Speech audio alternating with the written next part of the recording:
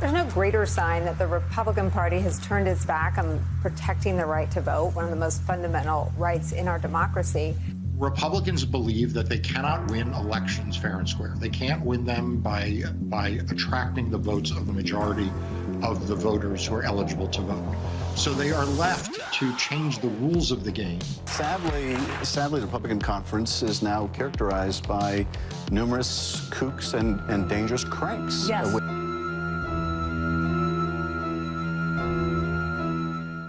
We won that election. Al Gore won the election. Al Gore was elected president of the United States. This wasn't counted. You know it, I know it, they know it.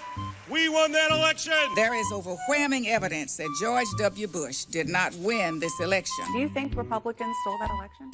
In 2000, I wish the United States Supreme Court had let them finish counting the votes. The Supreme Court denied the actual and accurate counting of the votes of Florida. If Catherine Harris, Jeb Bush, Jim Baker, and the Supreme Court hadn't tampered with the results, Al Gore would be president. An election has been stolen, robbed. It wasn't a fair process. It wasn't a neutral process. It was a process that was rigged against us. We actually won the last presidential election, folks. They stole the last presidential election. As we look at our election system, I think it's fair to say that there are many legitimate questions about its accuracy, about its integrity. How are you going to keep it from us being able to be in a position where you can manipulate the machines, manipulate the records? In Virginia, when I was governor, I had to replace all the machines. Too many voters have cast votes on machines that jam or malfunction or suck the votes without a trace. How many other votes did the computers get wrong? I brought in some technology experts. They were able to hack into our machines from off-site in about 5 or 6 minutes, and within 4 minutes, they were able to change a vote. The legitimacy of any president that's elected is going to be impaired unless the American people understand that there has been a full and fair count of all the votes. We will continue to object to the election procedures until they are corrected. The objection is in writing, and I don't care that it is not signed by a member of the Senate. It is our duty to challenge this vote. It's not as if it's just Republicans who have monkeyed around with elections in the past. Sometimes Democrats have to. What I think is really the dangerous thing to ignore is that when you pin them down, no one can point to any fraud because there wasn't any. No one can point to any fraud because there wasn't any. But do you believe there is voter fraud out there, specifically in Pennsylvania and other states that are weighing heavily in on this election? I do believe that there's voter fraud taking place in these places. Otherwise, they would allow the observers to go in. No one can point to any fraud because there wasn't any. More than 19,000 people voted even though they didn't live in Nevada. New tonight, a Limestone County social worker is being charged with election fraud. Attorney General Ken Paxton says Kelly Reagan Brunner, a social worker in the Mejia State Living Center, will face 134 felony counts for attempting to sign up residents with developmental disabilities to vote without their permission, signatures, or consent. Manatee County Supervisor of Elections Mike Bennett says Wiggins requested a mail-in ballot for himself and his wife, but staff noticed the signature of Wiggins' wife did not match the one on file. Senator Roderick Wright on Tuesday was found guilty on all 8 felony counts in his perjury and voter fraud trial.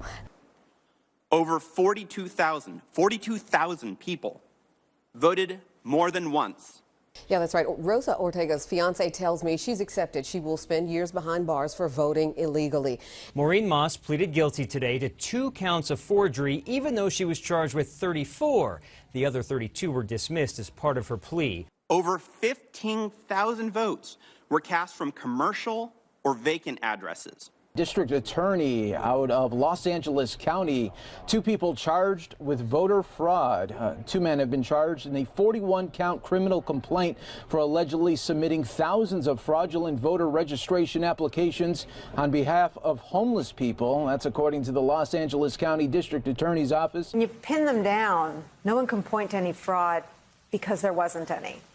All in all, our experts identified 130,000 unique instances of voter fraud in Nevada, but the actual number is almost certainly higher. A man is in hot water after authorities say he manipulated how people registered as voters. Incredibly, almost 4,000 non-citizens also voted, as determined by comparing official DMV records of non-citizens to the list of actual voters in the 2020 election. Now Mayor Molina is charged with 3 felonies. 1 first-degree count of engaging in organized election fraud and 2 second-degree felonies of illegal voting. A West Virginia mail carrier is pleading guilty to altering mail-in requests for absentee voter ballots. I see no evidence of voter fraud. There have been no irregularities. Bogus allegations of voting irregularities. There's no evidence. No evidence whatsoever. There is no evidence. This is a fantasy. Was arraigned Monday morning on 6 felony counts, including falsifying election records, forgery of a public record, and misconduct in office. To be clear, there is no evidence of widespread voter fraud. There isn't evidence of little-scale voter fraud. Judge Robert Ruhlman sentenced Meloise Richardson to 5 years in prison for voter fraud and said he would not tolerate a violation of our constitutional right to a free and fair election. There is, of course, no evidence of any widespread voter fraud of any kind. No evidence, none. It just seems unimaginable to me that you could have down-ballot races where Republicans are winning across the board, and that happened across the country. The Democrats failed to flip any state legislature, failed to win any seats in Congress, in the U.S. House, and yet the president is losing in all of these states. Our evidence has never been refuted, only ignored. I am your voice.